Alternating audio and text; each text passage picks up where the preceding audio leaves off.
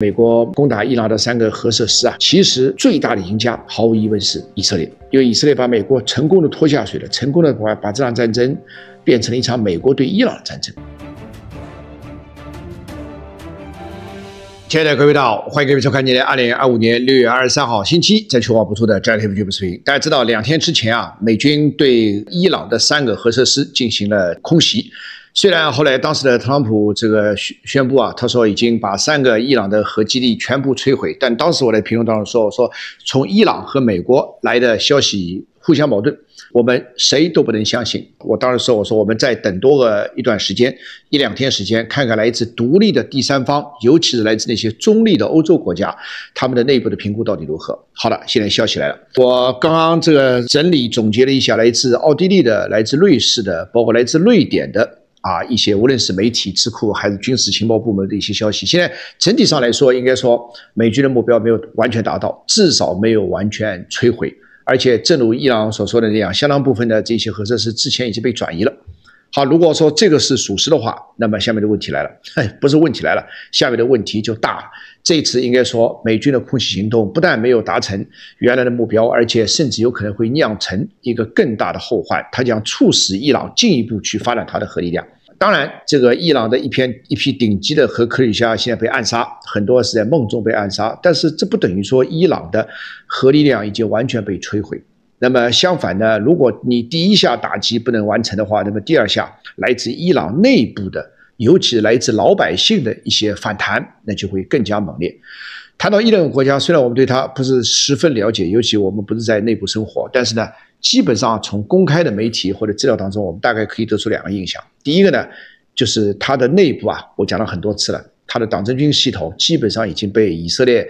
情报机关渗透的七七八八、千疮百孔。但另一方面呢，它的人民尤其是民间有2个重要的特点，我们一定要注意。第一个呢，就它的对于追求独立和民族自强的这个意志还是非常之强烈的。第二个呢，这个当然是跟伊朗当地的这个传统不无关系，就是它和国家在一起的一种自我牺牲精神，往往是很强的。尤其对于来自外敌的干预的情况下，它可以对内部不满，但是你如果在外力强力的干预之下促成的任何的这个事情呢，都有可能导致伊朗内部的反弹。不是说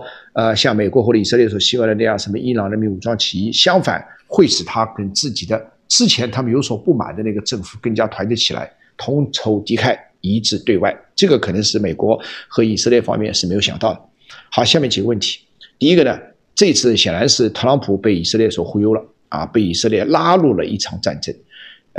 到目前为止，这场战争已经不是以色列对伊朗的战争，而是美国对伊朗的战争。这第一个，这问题的性质某种程度已经发生了变化了。现在可以说是以色列要躲在美国的后面这个抱着美国的大腿。第二个呢，如果说现在是美国对伊朗的战争呢，那么某种程度上说，美国现在的这种尴尬的局面有点回到了2003年当时美国和伊拉克的战争。当然这个伊朗和伊拉克完全不可同日语，伊朗的实力整个的国土面积地位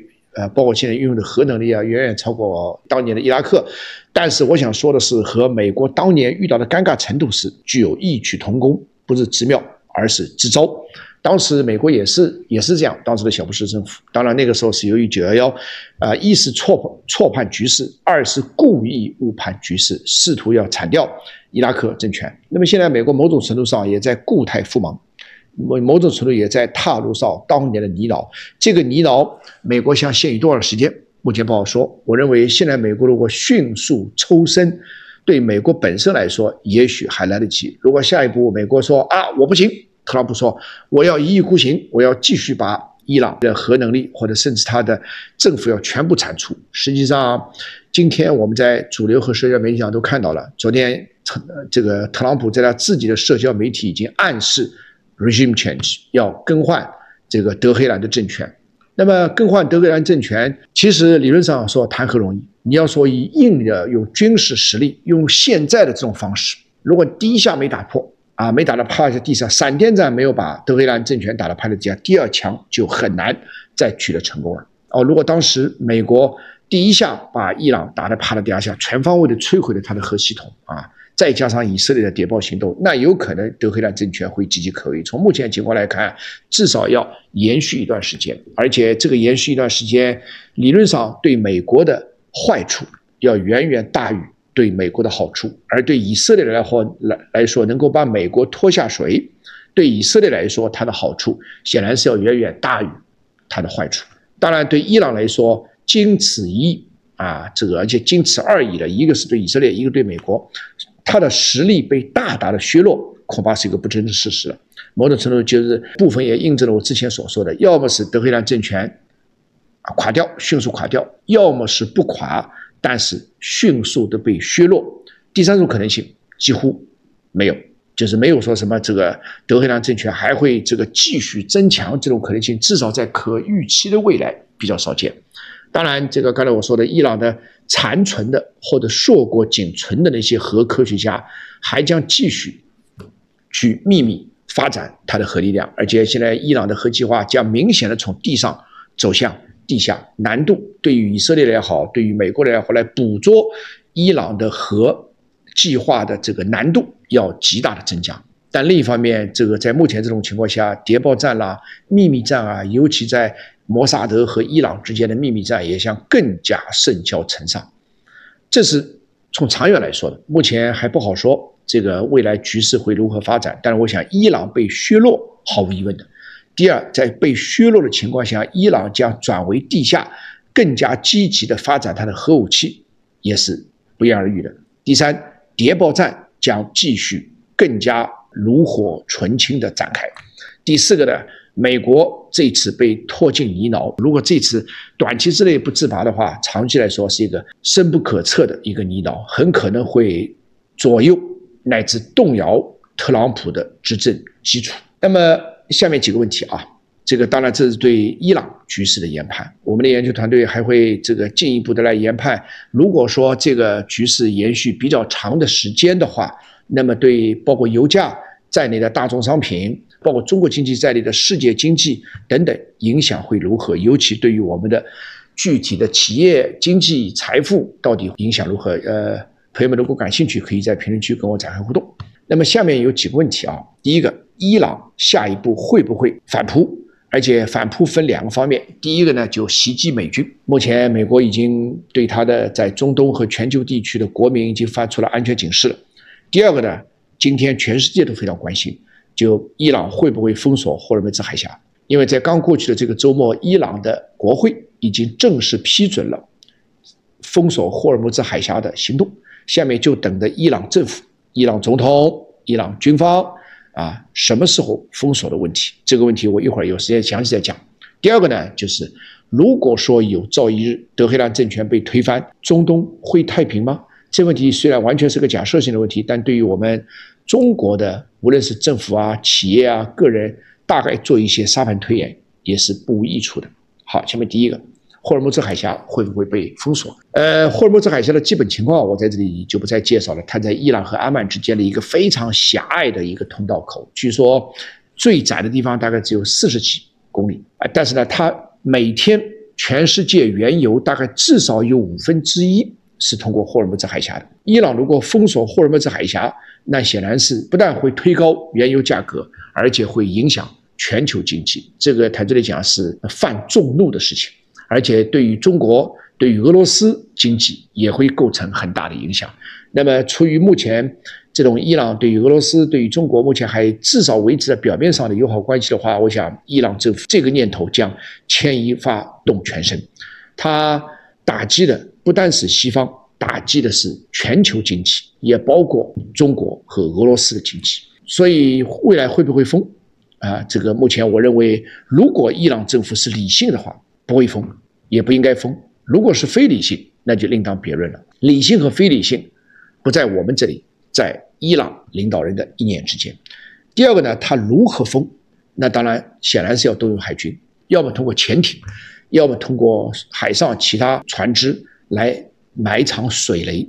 那如果这样的话，确实是很大的事所以我想这个事大概会在未来2-3天里面有所定夺。如果未来2-3天里面伊朗放弃了这个念头，那么证明他还是一个愿意谈判的对象。如果说届时一意孤行，那我认为它就不但是一意孤行了，而是孤注一掷的事情了。顺便说一下，这个50多小时之前，美国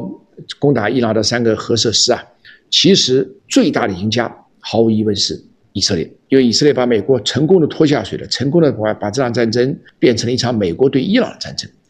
最大的输家有2个，一个抽象的是国际法，在这个问题上，美国再次践踏国际法。第二个呢，就是很大的输家，甚至也可以说最大的输家之一是欧洲。大家知道，星期五的时候，在日内瓦，欧盟的外长刚刚和伊朗的外长见完面啊，欧洲的外长们跟他说，只要我们在跟你们谈，战争就不会爆发。结果24小时不到，欧洲被啪啪打脸。所以经此一役啊，可以说美国压根儿没有把欧洲放在心里，哪怕是欧洲在帮他扮白脸，美国也没有放在心里。所以经此一役，我们可以看到未来的世界格局，无论是什么新雅尔塔秩序啊，或者什么强人俱乐部啊等等，欧盟在世界政治决策上的话语权将急剧下降，这当然是后话了。另外一个后话就是，如果说中短期之内，如美国或者以色列一些鹰派所愿，德黑兰政权被清除了，情况会好转吗？其实，在中东地区有这么一个特点，任何从外力促成的 regime change 就政权更替，最后都会变成一场混乱，甚至会变成一场混战。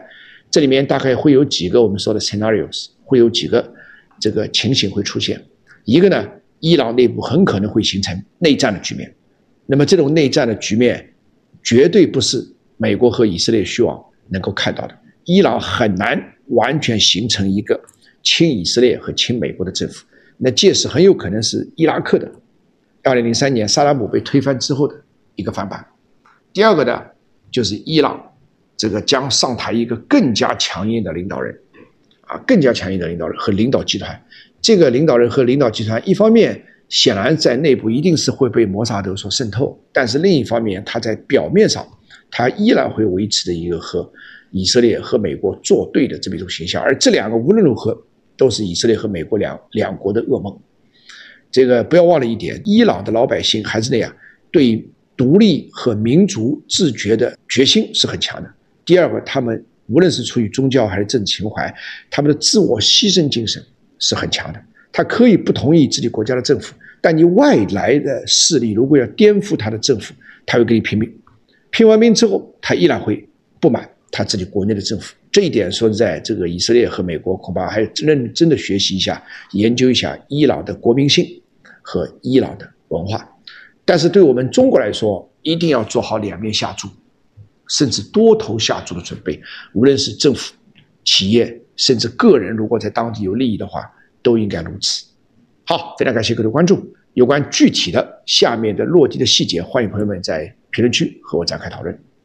明儿同时间我们再见，谢谢大家。